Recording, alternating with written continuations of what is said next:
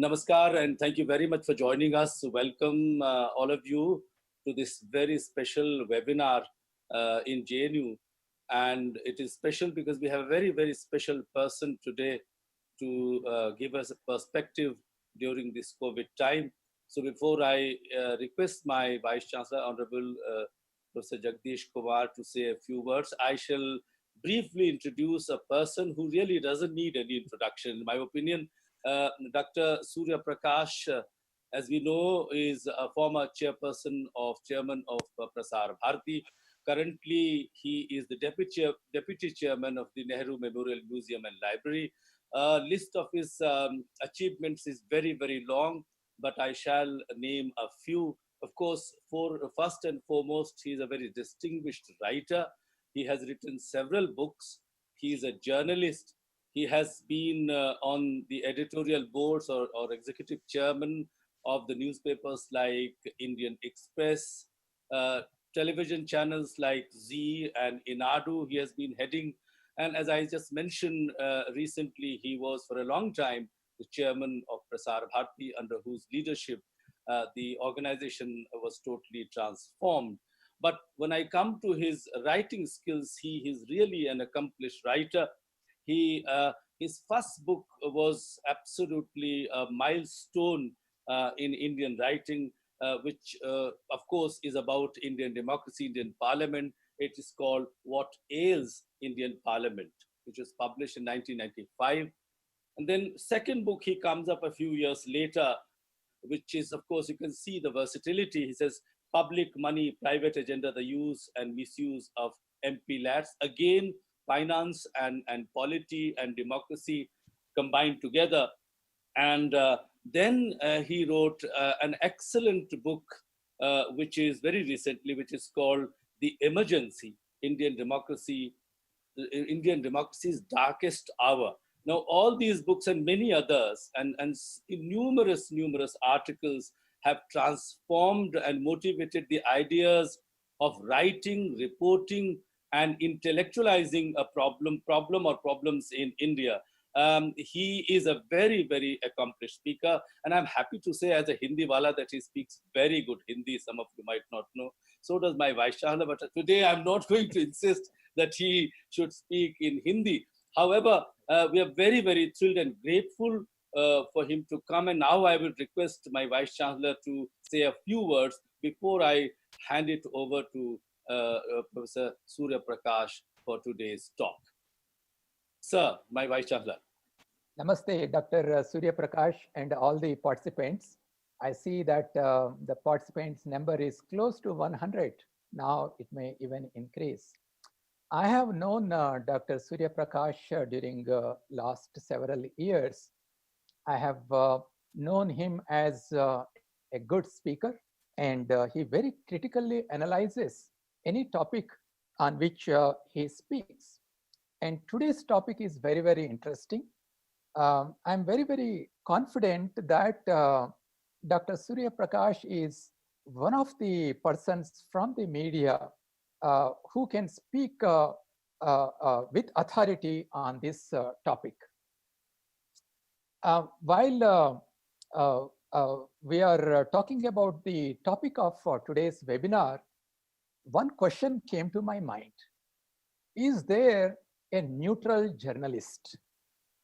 Well, we all know that journalists nowadays, they interpret the facts and project a point of view which is in line with their conformal bias. So is that right? Well, whether it is right or wrong, definitely what is not right is if they do not disclose from where they are coming from. If they try to camouflage themselves as neutral journalists, and if they try to manufacture consent, I think that is what is really bothersome today. Take, for example, the way the coronavirus issue is reported in the foreign media. I just saw a headline in a major media outlet from West, which says that the data on the spread of coronavirus in India is flawed because there is not enough testing done. But we know that the experts in India, for example, Dr. Balram Bhargava, who heads ICMR, he very clearly said that as we are talking now, there is no sign of any community spread of coronavirus. So therefore, ICMR strongly believes that there is enough testing that is being done in India, and that is good enough to tell us the trends of the spread of coronavirus in India. But the foreign media thinks otherwise. This is just one example of how the foreign media is trying to focus on negativity associated with India, be it poverty, be it human rights, be it communal violence, the abrogation of Article 370 or rapes, and so on. So therefore, it is important that why foreign media is trying to project only the negative image of India. It is important for us to analyze. But I think we should not just look at only the foreign media. Today, you have to see who are the writers in this foreign media. You often find that they are Indian writers writing in foreign media and writing negatively about India. I agree, as a country which is developing, we do have our challenges. We need to identify what are the issues on which we need to focus and improve upon them. But our own people sitting in foreign media and writing negatively about India, I think time has come to expose, time has come for us to stand firm and call a spade, and there is no better person than Dr. Surya Prakash to enlighten us on this topic. I once again welcome all the participants and Dr. Surya Prakash. Thank you very much. Honorable Vice Chancellor Saab and Professor Tiwari, and a lot of friends who have joined us on this webinar today. I thank JNU for this invitation, and I thank all of you who are here, who are going to devote to your valuable time for this presentation of mine and for our interaction. First of all, I'll just deal with one point that the Vice Chancellor referred to. He said, is there a neutral journalist? I will answer it this way, sir. When I'm on the news pages, I must be a neutral journalist. When I come onto the opinion page, you will know my opinions. But when I'm on the field covering a riot, I'm neither a Hindu nor a Muslim nor a Christian nor whatever. I'm a correspondent of a newspaper. That distinction has prevailed in print media for long years after independence. Over a period of time, the news space got mixed up with the views space. So sometimes you found views coming onto the news space, and that created the problem. Then we came into the electronic media age. We have close to 200 television channels which offer news. And in many of them, there is complete conflict of news and views. It's all got mixed up and it has become very messy, and we are all aware of it. And so those who want news, they are desperately looking around as to where to go to find news, because in the prime time phase, it is not news but noise that is dominating television space. In fact, when I was chairman Prasar Bharati, I would always say, if you want news, come to DD News.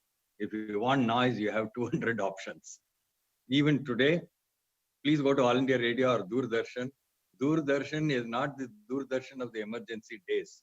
There's a clean run order of news, national, international, ruling party, opposition, what have you, and so also with All India Radio. Now, coming back to the topic on hand, I must say, to start with, that I'm very proud to be a citizen of the biggest democracy in the world, and what I would regard as the most democratic nation in the world.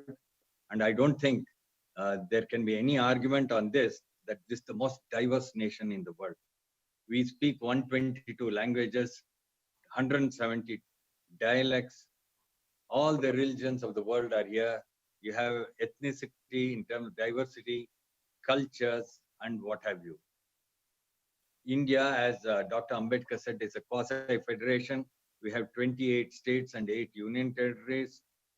And it's a very complex social, economic situation that you see in India.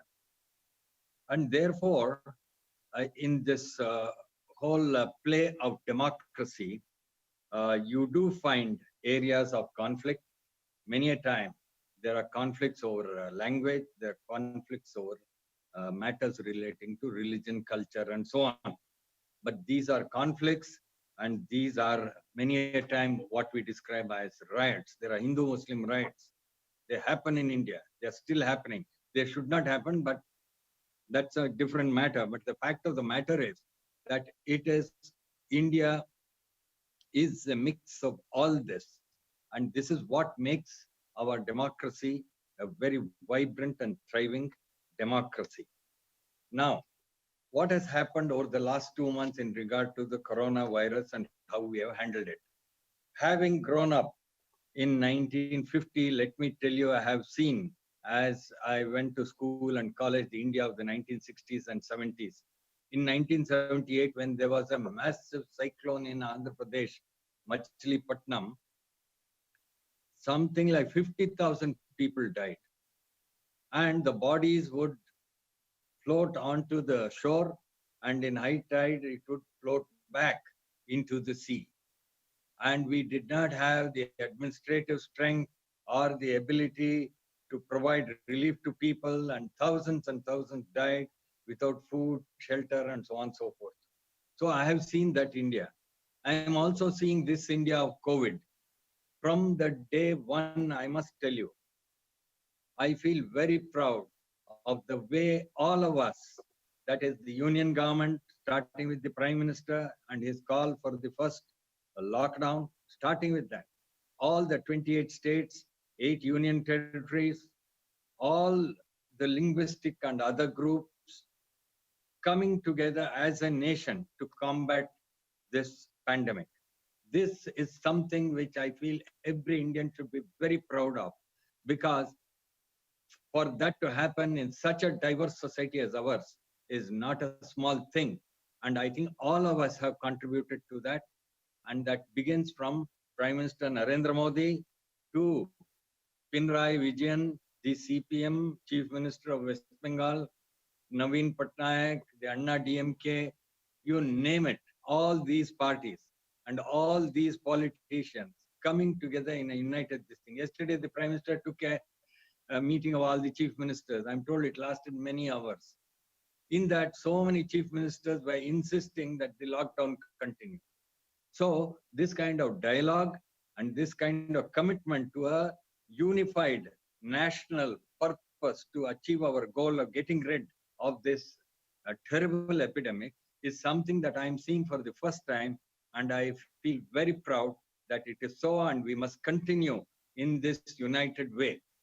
This does not mean that there have not been problems. There are problems, say, for example, between West Bengal government and the issues raised by them vis-a-vis the BJP government at the center and so on. But that is marginal compared to the overall coming together of all people. And let me tell you, this Tablighi Jamaat thing is a minor infringement which has caused some disturbance and aberration. And that does not in any way take away from what I am saying in regard to the overall this thing of commitment to fight this disease and to carry on with the lockdown in the best way possible. All masjids are closed, all churches are closed, all temples are closed, Siddhi Vinayak temple, Haji Ali, you name it. This is the India, that I feel very proud of. It is this commitment that we must always keep together, even after this pandemic. I'm giving you this introduction because what I see in the Western media is quite contrary to what my view of my own country is. So let's begin with Deutsche Welle, DW, German public broadcaster. He carried an interview of Arundhati Roy. She says India's situation is approaching genocidal, okay? And the Muslims are being stigmatized, and that the Narendra Modi government is exploiting the pandemic to ramp up its suppression of Muslims. And she says this Nazi type tactics is going on in India. Even more shocking, she says, as I told you, we have something like close to 200 news channels in the country. And every news channel has its own character and dynamics. We are a democracy, and our diversity, our ethnic, social, etc., political diversity is getting reflected in media. So I will deal with the ugly part of it later. But the point is, she says that what is even more shocking is that she makes this horrendous charge that Indian mainstream media is genocidal. TV anchors are single-member lynch mobs. This is indeed very disturbing, and we should not allow this kind of impression to go about our media. We are a very diverse media, and I'm sure everyone in this audience knows what I mean by that. But we cannot say that our anchors have become lynch mobs. Then the other thing is that using the word genocide, I will say, sir, we may have many disagreements in this country, you know, communal, linguistic, and so on. But please don't use terms like genocide and so on, which is pogrom. They have very specific meanings and they are very, very troubling. Please don't use those terms. If you say there was a Hindu-Muslim riot in Delhi, I will agree with you. There have been hundreds of those riots since partition. There are riots. That is why at the end of the show, you will see how many Muslim establishments and houses are burnt, how many Hindu establishments are burnt, how many Hindus are dead, how many Muslims are dead. This is what happens in a riot situation. We must all work towards eliminating this communal conflict and virus in this country. I will come to that, but please don't name it as a genocide. Genocide is a one-sided affair. There is no one-sided affair here. We have 180 million fellow citizens who are Muslims, adherents of Islam. Can there be a genocide against 180 million people anywhere in the world? There are issues, there are tensions, and I'm very disappointed to say that today, what I see in terms of Hindu-Muslim conflict and the kind of vulgarity that is there in WhatsApp messages and this, that, and the other has to stop. All of us have to work towards ending this and taking India to a more harmonious space. That will come later. But in the meanwhile, for Deutsche Welle to say that the situation here is genocidal, by carrying that interview, I charge Deutsche Welle of being complicit in this, being party to this. They have abetted this thing, and I take this very seriously. How dare you make this charge against the world's biggest democracy, the most vibrant democracy, and the most diverse society in the world? And who knows genocide better than the Germans? They ought to think 10 times before they use that term. And I'm very angry about that. It is unfortunate that such a thing has been allowed to happen in what is otherwise a well-established media corporation. Then the other issue is India is ruled by, I was just sitting and calculating this morning, the National Democratic Alliance, which rules this country at the federal level, has 26 political parties, out of which 11 of them have seats in the Lok Sabha, and many of them are in the cabinet. Now, in the states, there are 42 political parties ruling us in the states. You have the communists, you have CPM in Jharkhand and in Kerala. You have CPI in Kerala, CPI and CPM in Kerala. You have JDU in Bihar, LJP in Bihar, AGP in Assam, YSR Congress ruling Andhra Pradesh, Trinamool Congress ruling West Bengal, AIADMK and Telangana Rashtra Samiti in Telangana and AIADMK in Tamil Nadu. And you have the Muslim MIM, AIMIM, along with the TRS ruling in Telangana. Also in Kerala, you have as many as 8 parties in the coalition, total of 42 parties govern us in the states. And as I said, there are 26 political parties in the National Democratic Alliance. As far as the Federal Alliance is concerned, you might say BJP with 303 seats is sitting like a big dada there. So what are you saying about these other parties? Whatever it is a coalition and they respect that coalition and they regularly meet as a coalition. But even if you exclude that, what about the 42 political parties that govern these 28 states and union territories in the country? We must all be conscious of that. So whenever something happens in the country, you can't always say that this is the work of party X or this is the work of the Prime Minister. This is the point I wish to make. Secondly, let us come to the British Broadcasting Corporation. This ran a story on April 14 saying that there is terrible underreporting of corona outbreak in India. And what is the basis of this report? 2 faceless anonymous doctors who are too willing to air their views, but who lack the spine to identify themselves. The BBC said the reality is far more grim than what statistics show. One doctor claimed that 6 patients with respiratory problems were brought dead, but they were not tested, implying that they were all probably COVID-19 victims. This is a serious allegation. The doctor should have identified himself and publicly made this claim so that the health authorities could have moved in, checked in on the relations and friends of all those people who have died and check whether those persons died of COVID. Okay. Now he will open himself to the charge of abetting the spread of the virus himself. Then, ever since the epidemic hit India, television news channels have been talking to top doctors and Indian Council of Medical Research, the top scientists there and in other laboratories are on air almost every day in this country. But as far as BBC is concerned, all that it finds is 2 anonymous doctors, and one of whom works in Maharashtra, and he says, I have to retain my anonymity because otherwise there may be a reprisal from the government. Now, which government? Because that government is run by Shiv Sena and Congress. Which government is he referring to? And if it is such an important thing like COVID, I think he should say who he is and come forward and help in the process of tackling this disease. This is in regard to the BBC.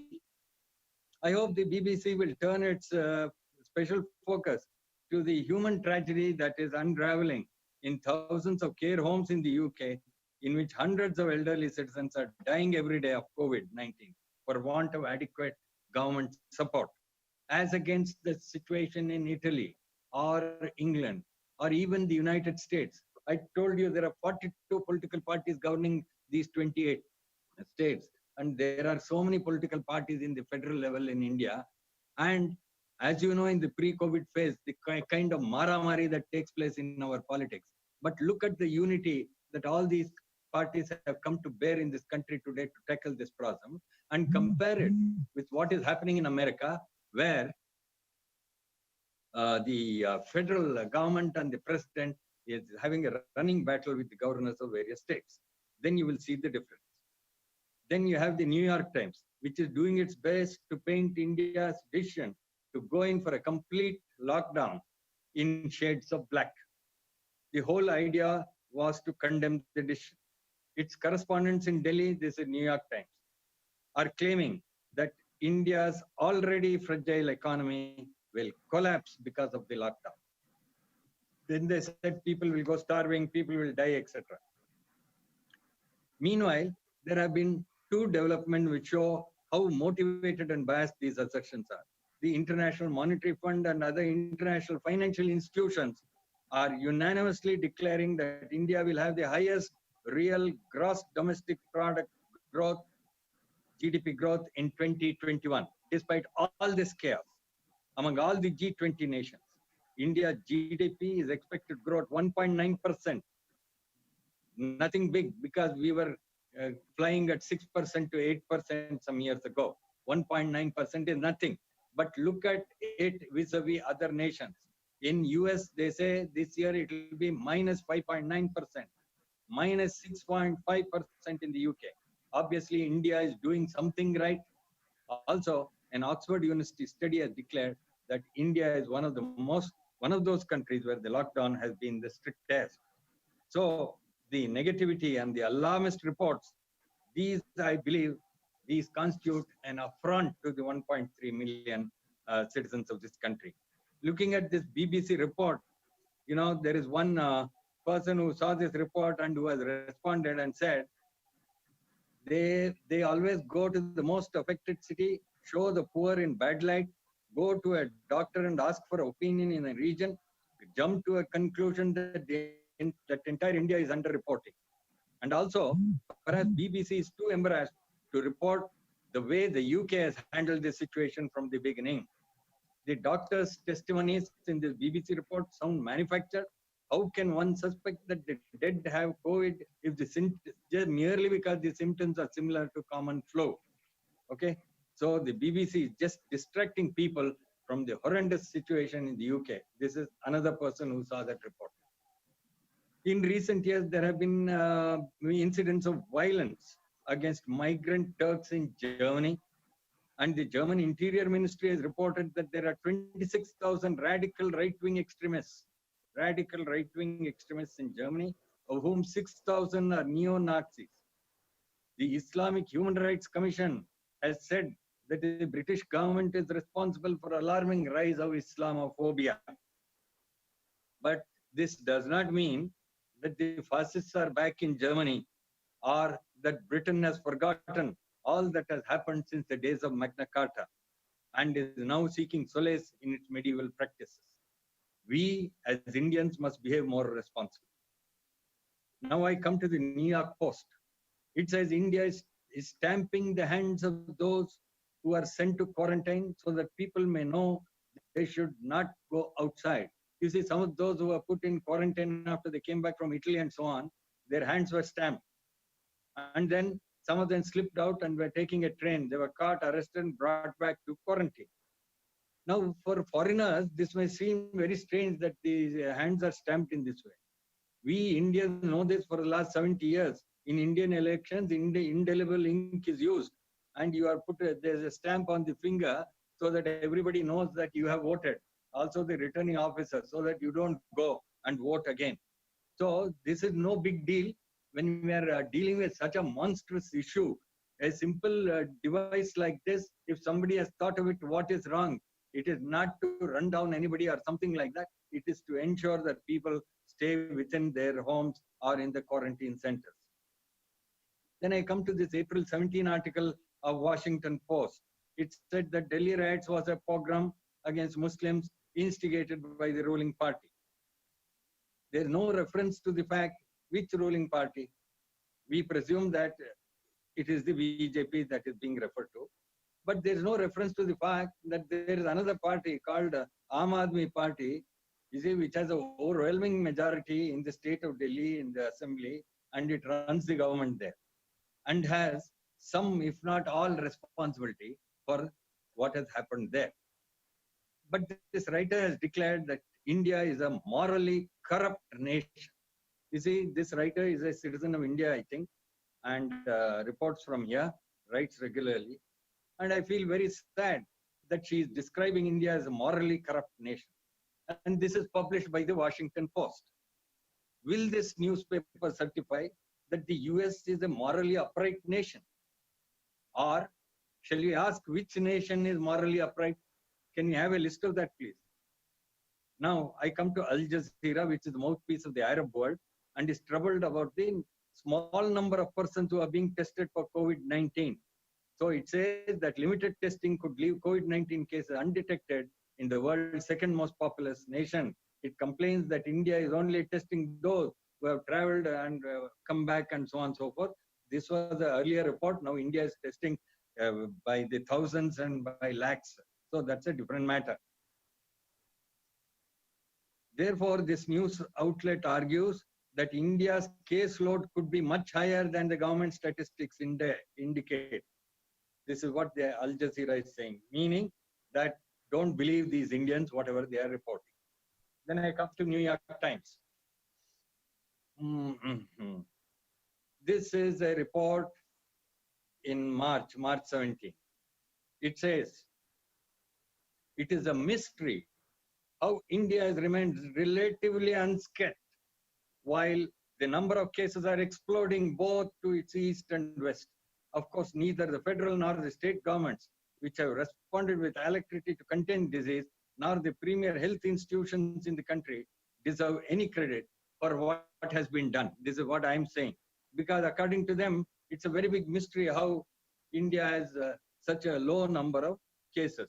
That means this kind of skepticism, what is the reason for that? That you don't think Indians, in my view, if it comes to epidemiology, and Professor Jagdish Kumar will bear with me on this, when it comes to virology, epidemiology, and tropical diseases and so on, I don't think you can find better doctors and scientists in the medical world than Indians. So for some New York Times to be so casual and dismissive about what we are doing here is highly improper. Then a recent Reuters report said, again, same thing. This mystery over India's lower death rates seems to defy coronavirus trend. So I got a message from Swarajya magazine through email today. It referred to this report of Reuters. And it said the reason could be, what is the reason for low number of deaths and cases? Efficient lockdown can be a reason. It could be a different strain of the epidemic. Certainly, we have better doctors who have a better sense of what this epidemic is all about and are treating us well. Probably, and certainly our governments are efficient. Whether it's the federal government or the state government, look at the alacrity with which they are acting. It must be all these things. But it's a very big mystery for Reuters. How can India have such a small number of cases? Then comes this gem from New York Times. When the Prime Minister announced the first lockdown on March 24, New York Times declared the country's already fragile economy will collapse. To back up this charge, it quoted a professor from where? Of course, from JNU, who sounded like the proverbial doomsayer. He said, no, this will our economy will be doomed. So the lockdown is a terrible idea. This is what New York Times said on March 24. So what should India do? No, it should not consult ICMR and its top epidemiologists and doctors. It should not consult the best of minds that are there in this country, virologists and so on. It should ask the correspondent of New York Times in Delhi and take action according to what he says. We all know how our friends in America are suffering because of bad governance, lack of anticipation and preparation for this terrible epidemic. Yet, the New York Times cannot stop lecturing us. But then, here is the miracle that happens on May 6th, when the New York Times does an incredible about turn. On 6th May, this New York Times, which questioned the wisdom of the lockdown in March, now says on May 6th, last few days, government has loosened up the rules, drawing people to the streets. And now, the dangerous contagion appears to be spreading aggressively. So now the New York Times is telling us, Arre Baba, you tighten your lockdown. Don't be so foolish and don't be so lax in opening it up. This is our advice to us from the New York Times. So the Americans and the British must thank God that these correspondents are not advising their governments. I now come to this question as to what if we were to go by such advisories from the media, Western media, what would be the result? That 10 million people are afflicted and die, and how is India to manage all this? Now, as against this, I think most Indians believe what the Prime Minister said many weeks ago. If you can't handle 21 days, the country will go back by 21 years. Of course, he has extended that 21 by another 21 and so on. But then that is how the governments have perceived it, both the federal government and various states, that we must continue the lockdown. Now, the question arises as to why all these media outlets behave in this manner. What is driving this? What do you attribute this to? Is it the shame over their own failures? Is it racism? Or is it something else? So this is what we seriously need to look at as Indians. Generally, they have been hostile to India. And this is very unfortunate because, as I said earlier, there is no nation which is as diverse and complex as this nation. And therefore, there is a certain understanding of India's social and economic situation, I think, would do well in uprising this country. Then there is another report which I must refer to. This is in Washington Post. This is a kind of article which claimed on April 6 that the stories of Muslims behaving with nurses and spitting on medical staff, etc., was absolutely fake, and that India is in the grip of Islamophobia, and there's no mention of the criminal charges filed against so many Muslims who did all this. Now, the thing is, this report in Washington Post says that all these stories are fake. There are dozens of media outlets who have carried the bites and visuals of all these attacks which took place on our medical staff and paramedical staff and so on. So this story in Washington Post is fake. It's absolutely false. And it's very unfortunate that established newspapers carry something which is factually inaccurate to this extent.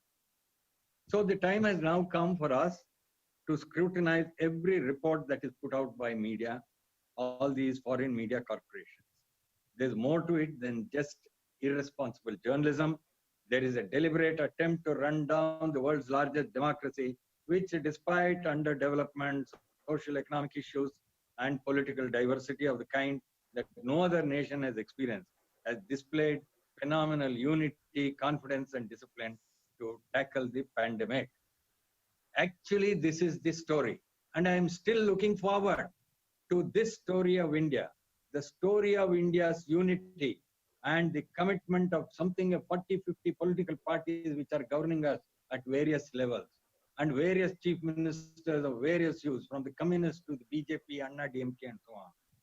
And national institutions, Indian Railways, by the way, the Indian Railways is about to release 40,000 beds. They have converted railway wagons into COVID beds. 40,000 beds. Anytime now. I think that is the story to talk about. Secondly, contact tracing. You know, the kind of contact tracing that was done in Kerala or in many other states, absolutely phenomenal. The work that was done there. And it has been praised by people across the land and by those in the medical field, which because contact tracing was very critical for identifying, you know, the persons who are connected in some way, friends, relatives, with those who had COVID, who had contracted COVID-19. So such unity of purpose, commitment, discipline, determination in the face of a humongous threat has not been seen in this country for a long time. The last time I saw this nation respond overwhelmingly to a prime minister's call was when Indians gave up a meal every week in response to Prime Minister Lal Bahadur Shastri's appeal in 1965, so that the nation would cope with a food shortage. I was growing up in Bangalore. I was a member of a large family. I remember my dad, after he heard the news over All India Radio, that Prime Minister Lal Bahadur Shastri wants us to forego a meal. He said, from this week onwards, every Monday evening, there will be no meal, no cooking and no meal in the house. that is the kind of unity which I had seen in 65. And that is the kind of, you see that unity in a very heightened way today. So all these problems we have had, whether it was with violations of the orders in regard to restrictions placed by the government, what is this quarantine restrictions and other things that have happened in many parts of the country. Just put that aside.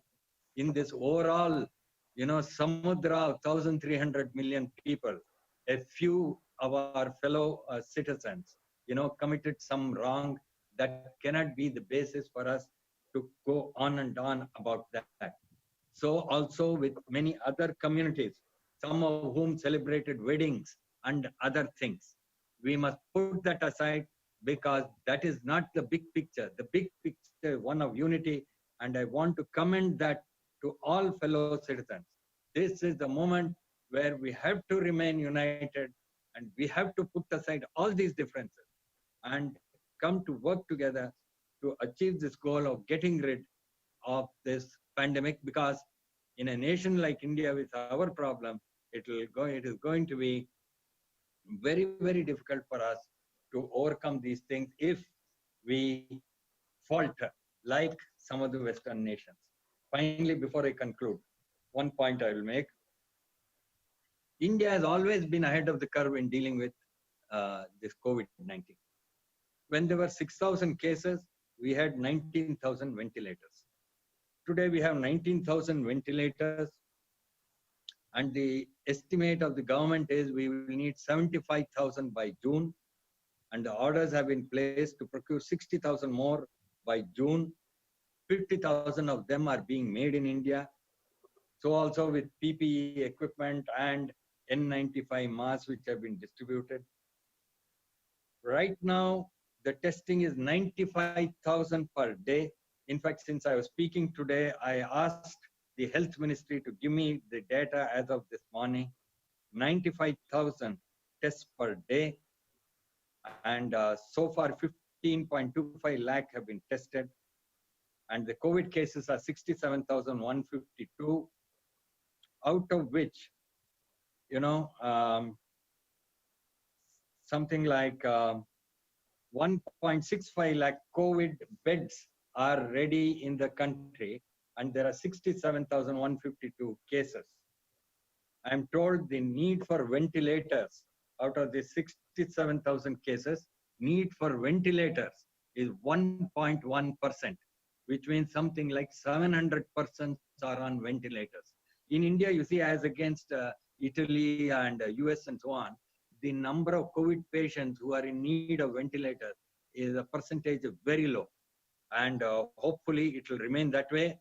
And we are well ahead of the curve in terms of equipment and arrangements to deal with this problem. And this is something which I feel very happy about as a citizen of this country. And I hope we all will remain united and take this forward and succeed in getting rid of this pandemic. I'm sorry I've taken, I think, some 5 minutes more than the suggested 30 minutes. So the Honorable Vice Chancellor, sir, please forgive me for that. And thank you very much. Thank you, sir. Thank you. What a wonderful journey through the analyses of the various media houses across the world, particularly the dominant ones in Europe and America. I can go on simply giving my opinion, but that's not the point here today. We have lots of questions, sir. I know how you have particularly taken and you are very concerned about the kind of reporting that have happened over the last couple of months in New York Times, Washington Post, Deutsche Welle, BBC, Al Jazeera, and many other sort of even minnow organizations. Thank you for this lovely analysis.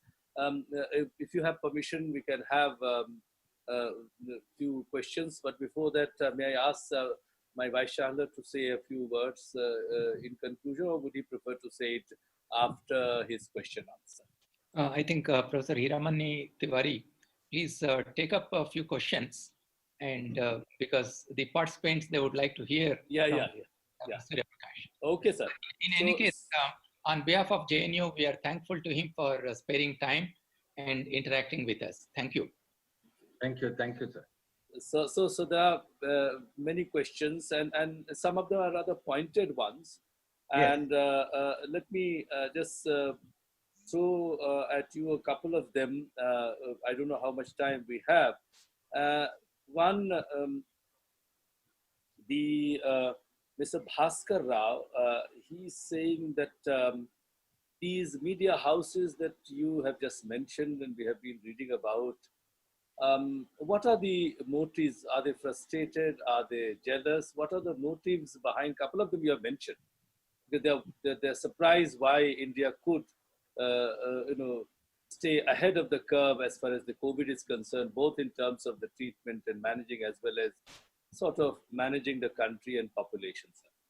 I will say, sir, if you look at the rise of Japan and the kind of ridicule generally the Western world would have for the Japanese, and then the rise of China, I think India is coming into that frame now. There will first be ridicule. In fact, Swami Vivekananda said that there will be ridicule, then there will be acceptance, and then people will go along with you. So that is how the world is. But there is an underlying, there are often, like, for example, there is this issue of Islamophobia. Then there is this issue of Hindu phobia. Similarly, there is the issue of the white man's racist approach to things. We cannot wish it away. We are all media persons, and we must liberate ourselves from all those hang-ups when we do our work in the field as reporters, as I told you. But you want to know my opinion? I think you have heard it today in my talk. You can read it in the opinion pages of newspapers. This distinction is very important. So that is why I said, if you look at the way the New York Times or all these Western BBC and all that reporting about India from the field, I take strong objection to what is being said there. Because a communal riot is a communal riot. A riot is a riot. It is not a genocide. Does not BBC know that? The Englishmen, I think, know the dictionary, English dictionary better than anybody else. So this, we should not accept this as a nation. We have to challenge this now. It has gone on for very long years. I think now we must make a habit of reading all the mainline newspapers and listen to BBC and other stations regularly and make a note of these things and question them on that. That is the first process to correct this. And as I said, racism could be one. Then in the COVID situation, their disappointment with their own highly, totally irresponsible behavior. Many of us here, we weep for our fellow human beings living in Italy and America and so on. Why are they being subjected to such gross inefficiency? So this is another issue. If you have time, let me also put one question to you, which has come from somebody called Akanksha Bhaswar. Yes. And she wonders whether the government is consulting the think tanks and experts enough, both, of course, in handling the COVID situation, as well as also managing the what is called the information, if you like, sir. As far as consultation is questioned, as far as the question is on consultation, let me tell you, it's not that I know everything that goes on in this government, but I do know that in the last 2 months, the kind of consultation that is on, both at the federal level and in the states, and between the federal government and the states, and between the federal government and the various institutions in the country. It could be Indian Council of Medical Research, Indian Railways, you name it. probably even our institutions like ISRO and so on, the kind of consultation that is on, I have never heard of this kind of, it's hands-on actually. If, if today all of us Indians believe we are in control of this, we have not lost control of this. And one day we will get the better of COVID-19. If today we believe that after 2 months, it is because of this consultation. It is because of the involvement of everybody. Yesterday, I'm told it went on for 7 hours, the interaction between Prime Minister and Chief Minister. And they're all part of this process. So many chief ministers want the lockdown to continue. Several others want it eased up. All the question about opening up of liquor vents, should it happen, should it not happen? How should it happen? It's all consultation. There is no politics here. That is what all of us have to understand, and it's very important for everybody to keep their politics aside. You must find unity of 100% now to deal with this. Sir, Yes, there is one more question from Gaurav from IIM Kashipur, and he wonders. We are talking about the Western media, but what kind of news that is being reported and broadcast in India today? Because I think he is looking a lot at the social media. He's saying lots of non-serious news is being spread around the country. Are the channels, newspapers, media portals, are they aware of this thing and they are conscious of the fact that reporting must be serious, particularly these days? Absolutely, I fully agree with him, sir. Not just on social media, but in mainstream media itself. And the kind of debates that go on, the kind of maramari we are seeing every evening on channels, I think we have to bring the temperature down and come back to the core responsibility of media, that is to inform people rather than carry on these political battles, and certainly not at a time like this. And I must tell you that a lot of people who are complaining that there is no freedom of expression in the country, most of them are the ones who are abusing somebody or the other on Twitter and Facebook and so on. They abuse and then they say there is no freedom of expression. I find this to be very funny actually. If there's no freedom of expression, you wouldn't be going around merrily abusing people like this. All shades, both sides, all sides. There's not just two sides in this country. There are so many sides. As I told you, there are 46, 42 political parties governing our states. And 26 are governing at the federal level. It's a huge, kind of melting pot. Yes, sir. So JNU is really very grateful for your time that you have given. We are nearing the end of the time, but I was wondering whether my Vaishala had any question to ask you to finally, before I thank you on behalf of Jawaharlal Nehru University, also particularly on behalf of the Center for Media Studies, and particularly also my Vaishala who gave this idea of arrange all these things. So if the Vaishala has any question, he can fire away at you, and then I can, we can finally express our gratitude to you. I think Professor Hiramani, please express your gratitude. So yeah, as you said, we are really deeply grateful to you for your time, for your knowledge, for your lecture, for your talk. Thank you so much. I'm sure the lecture has been recorded. It was streamed live on Facebook. So many, many more people are watching it, have watched it than the couple of hundred that we saw here today. So thank you so much. And I'm sure when we come back to you again, you will not say no to another time, perhaps on a slightly different topic. Thank you so much, sir. And I would like to thank my Vice Chancellor also for this opportunity. Yeah, and I would also like to thank JNU for this invitation. It's always a pleasure to interact with the Vice Chancellor and faculty and students of this university, very prestigious university, which has produced extraordinary people. And it's always a pleasure to interact with the academic world. Finally, I will say in conclusion that we should not lose sight of the prime need for unity in this country.